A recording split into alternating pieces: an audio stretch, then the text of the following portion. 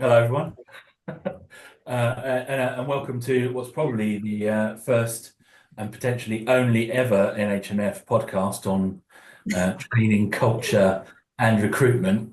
I'm Chris Patient. I'm the head of consultancy for Rand Associates, and I'm joined by Simon Bernstein, who's the managing director of Empathy Transformation, who deliver training to organisations around leadership and culture change. Also joined by Lindsay Parker, who's a program manager for Riverside Housing Group, and Debbie King, who's a specialist social housing recruiter for MK Consult. So we are a group formed by the NHMF, which is a working group that we came together initially to talk about training. But once we started talking about training, we started to talk about other touch points around training, around the industry, to do with culture and retention and recruitment, because they all kind of bled into one and they all sort of touched on the same issues. And that's how this group came together and how we've continued to talk about the things we've talked about. So, Simon, do you remember the sort of things we talked about back when we started? I think it was the culture thing that really kind of kicked everything on, got everything a bit closer together. Yeah, you're absolutely right, Chris. And I think the thing is that for many years it's been accepted that maintenance and repairs has a different culture to other parts of businesses. And I think we've just accepted that for a long time. And people would say, oh, it's different in maintenance, it's different in repairs. But why should it be? Why should it be different? Why shouldn't it be a really positive culture where people feel valued, people are highly engaged, and so people actually want to work around with social housing? And the only way we can do that is to start to shift from instruction to leadership, and to shift from the principle of, well, I've done my job today, that's it. I haven't heard whether I've done well, and if I haven't done well, I would have heard about it by now, into people being excited about going into work because they're making a huge difference. And I think that's where we need to be starting, because if we haven't got the right cultures, we're not going to recruit and retain the right people. And also, you can train people for days and weeks and months and years, but if they haven't got the right attitude and not getting the right support, and they haven't got the right sort of culture where they feel valued, then they won't put that training into practice. And that's why what our working group is doing is so important. Yeah. So, Lindsay, you're sort of at the coalface, being client side. Is that kind of are you seeing this sort of on the ground? Is that the sort of things you're coming from? Yeah, most definitely. But ultimately, from a Riverside housing perspective, the frontline teams are absolutely is that culture piece around frontline teams. They face, the brunt of the customer feedback, the customer complaints, that kind of thing. It's being able to give our teams that information, that education, that knowledge and experience to be able to handle those elements of sort of feedback from our customers, be able to deliver a great service, or service excellence, shall we say. I think there's a huge gap across this sector. I think with what comes in, or what has been coming in over the past couple of years, in particular around our housing ombudsman, I think areas around Awab's law, and that's still in the air. There's decent home standards, the customer complaints, the housing standards themselves. I think there's a lot of areas and a lot of plates spinning within every organisation, in particular large ones like Riverside. But it's what we can try and do to ensure each team, each individual, and each team has the right skills to be able to deliver, as I said, that service excellence, that customer excellence throughout. I'm going to jump in there and say I've been in housing recruitment for 20 plus years, and I've seen the good, the bad, the indifferent in regards to how people recruit within our sector. I often say years ago it was easier to find people, but a lot of the time, I suppose the skills gap shortage has gone wider as we've become bigger.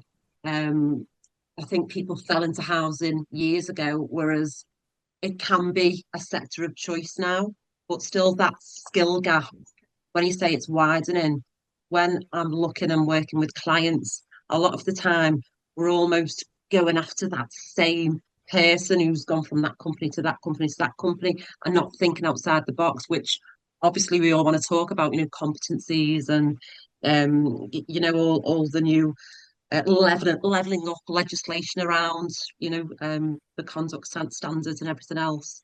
It's all about finding the right fit and having the time to really invest in that person and get the best out of that person. So an example here is Lindsay and I were chatting the other day about someone outside of the sector that came into housing. This person didn't have, that 1 to 3 year experience working for a neighbouring housing association, but they did have a lot of skills around IT and data, and they came in, adapted really well into the sector, in my opinion, because the management team were ready for that person and they were able to invest a little bit of time, direction, looking at the skills, looking at the competencies and really building that person up. So I think we've got a lot to do in the sector on these three areas that we're talking about. We just need to pinpoint what we can do, and where we go from there. And I think what Simon said earlier, it's about where we've got frontline operatives that, do they know if they've done a good job? Do they know if they've done a poor job? It's and communication across the teams, that cross collaboration as well with information and feedback to improve. I suppose some of the key areas there, it is about empowering teams, empowering individuals to be able to sort of provide that stability to the front, in particular around repairs and maintenance of frontline teams, and obviously, also empowering those teams to make decisions, or individuals to make decisions as well. And that, I think that's a huge culture sort of piece that we as a group. That communication piece is what we've all spoke about for the past sort of 12 months nearly. If you can communicate effectively from the top down, and I'm going to say that it's all levels, all business areas. If an operative feels appreciative of, or knows they're appreciated, should I say, from their management team, or understands what the bigger picture is, not everyone will know what policies are coming into play, why the focus is here almost, and it is that communication, how we deliver that information, and it's all about the culture, communication, how we treat different streams of staff. And I think one of the things that came out of the June session in Manchester, a statement there, is around good culture will keep good people. Absolutely. Yeah. And that's so important, and it's thinking about, often the way in which people who are involved in, particularly operatives, are involved with housing associations is often if they were after money, they could go elsewhere. Yeah.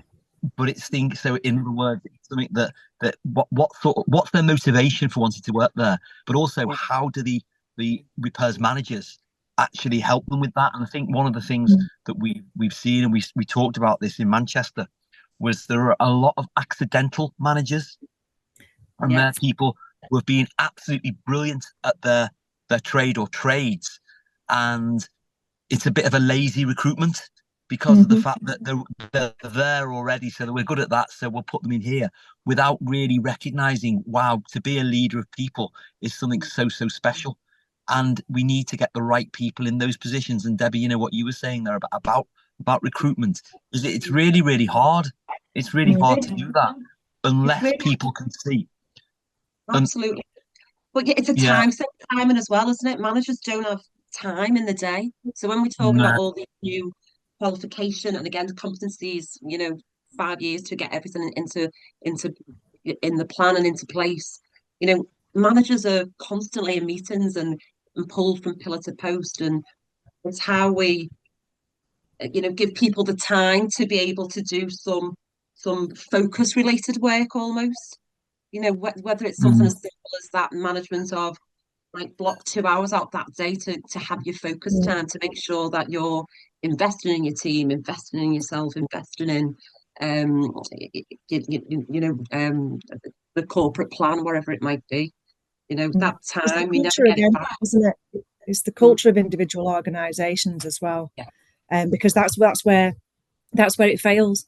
exactly that. If it's not from top down, and some of this absolutely did come out in June, again, it's the empowering of teams, but it's those messages that come down. Yes, accidental managers, for example, they've come from a trade, like you say, Simon, absolutely brilliant. They go in to become a manager. What experience, what knowledge, what training have they had internally or from an external provider to be able to know what to look for in interviews, those interview skills, things like that? If they're just told, right, you're in that position, you now have to recruit for X, Y, and Z positions. It's just, and that's how it becomes a term of lazy recruitment, isn't it? If there is, I mean, I know at Riverside there is now a whole training program around recruitment. It's interview skills for all managers that are all people managers are provided this training platform. So it's obviously to upskill, to ensure that none of, this doesn't continue or doesn't happen, and again a part of our culture in improving sort of who we have in those management positions. But it is a gap. It's a huge gap around. It's about that upskilling element that organisations need to provide for anybody, any position, whether it's frontline, whether it's administrator, back office, whether it's manager, senior manager. It is that succession planning, that upskilling to be able to, I appreciate the professional qualifications and the competency framework that's out there right now, but it's what other areas do we need to have in place as repairs and maintenance providers, or as housing association or housing organisations, to be able to sort of set that precedent, set that standard where we need to be. Yeah, so when we did our when we did our roundtable event in Manchester back earlier this year, what was kind of encouraging and concerning at the same time was the issues that we're talking about and have been talking about for a while were sort of universal across all of the organisations. And I wonder if we are starting to see those cultural changes within those organisations, or do you think we're still sort of some way off getting to where we think we want to be around those issues? The thing about culture is that culture is not something that you can just change overnight. Culture is a combination of a whole range of different aspects of the organisation. The way people are treated in terms of feedback, in terms of opportunity for growth, in terms of the behaviours of the managers and the leaders. And it's just the way in which they think about customers, what's the driving force behind the organisation. It takes a lot of effort to do that. And I think the problem is that sometimes you've got somebody who maybe starts in that organisation as an apprentice, and then the apprenticeship just teaches them how to do stuff, the technical side, rather than any of the people side. And then they progress, and then they become managers, and then they're in a situation whereby they've previously had a manager who had also gone through the same path. And so it's this whole thing about it just keeps on. It's like bad parents tend to have children who are bad parents, unless those children are really, really committed to say, I'm not going to do what my parents did. I'm going to do the exact opposite. But, do people think that deeply when they're in the workplace? And I think, it's from the top down that there's a lot of effort that can be made, but it can be done. It can be done. And that's something that we can all work on together to achieve that. But you're all thinking about what's the how. What is the how? What's the how? So how do we do it? Well, that's for our next podcast. What do you think? I was going to say the big talking point is the attraction, isn't it, as well? It's the attraction. Getting the word out there that housing is and can be a great career story for people. And what we're going to be looking at, what we've spoken about, is there's some brilliant success stories of people coming into housing, maybe accidentally, maybe on purpose, and seeing their journey, because there's so many. I think one of the biggies for me when I'm chatting to people going into housing is, you can start off as a housing officer and end up, as that, head of asset management or whatever they're aspiring to do. Because ultimately for someone, they want to, be the best version of themselves, not necessarily go into a chief exec role or wherever it might be, but really enjoy what they're doing. What from this conversation today, for me, that organisation piece, when we're talking about culture, skills and training, and recruitment, it's the time management, the organisation, and seeing the importance. So one of my frustrations is, and as a recruiter, people don't give time to recruitment at all. Oh, we need someone, right? We'll do that call. We'll bring in the supply chain, bish bash bosh, and it can be, a little bit not really thought through enough. So, I'd probably challenge in January at the conference, how we can look at that as well, because there's so many different angles we could be getting involved with. Well, not just from experience, what we spoke about, Debs, earlier this week, it's an administrator role within my team in planned, and ultimately this person has no social housing experience, has no knowledge of assets, but they are going to be a planned delivery asset administrator. Now, I think it's they've actually got a legal background, but they auditioned now. They interviewed really well, auditioned, both auditioning. Two of my managers interviewed her, and they came off and said, she's brilliant, she was the best candidate. However, she just doesn't have that knowledge around social housing. And I said, but she was the best candidate. I said, yeah, but we think she might leave or move in the organisation or after maybe 12, 18 months. I said, but if you get 12 months, you train them up, you induct them properly, and you give that, I said, you put that time and effort and buy-in into that individual, then that will stand us in good stead, A, as a team, A, as you as the manager, but B, it gives them that sort of pride, again, of working for Riverside, and then potentially, excelling into other areas of the business. That's absolutely perfect. And that's what you want to be able to achieve as an organisation. You don't want people leaving. You want to be able to succession plan and develop them and bring them into other areas of the organisation. So, it was just, for me, it was a success story with that individual and that element of what took place. So off the back of the session we held in Manchester, we decided it'd be a really good idea to sort of drill down into sort of the key points that got picked up as part of that session, that roundtable session, and do a repeat, but do a sort of deeper dive into what were the key points, what things most people were concerned about. So, we will be at the NHMF conference in January in Stratford, be redoing that roundtable session. Hopefully, with more people there, hopefully with maybe some different people with some different ideas, but that'll be where we're going next with this group. Yeah.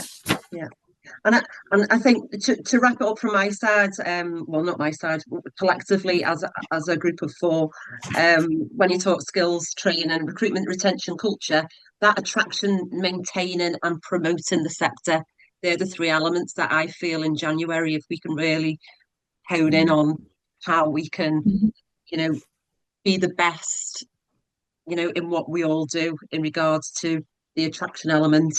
How do we keep, the great teams, and how do we promote further the voice of, social housing is a great career, for people to be getting involved with. And let's remember that social housing is a great place to work because of the fact of what we actually do and the way in which you can make a big difference to the quality of people's lives.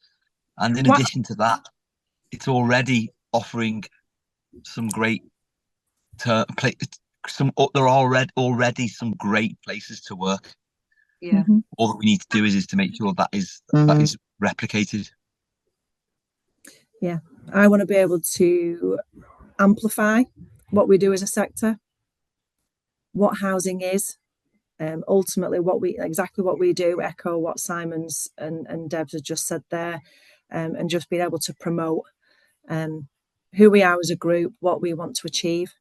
I think January will give us a stronger focus on and help shape further ultimately what we want to achieve, move forward, and have I think we'll have a real clear structure and plan from that, and what we can actually develop in 2025.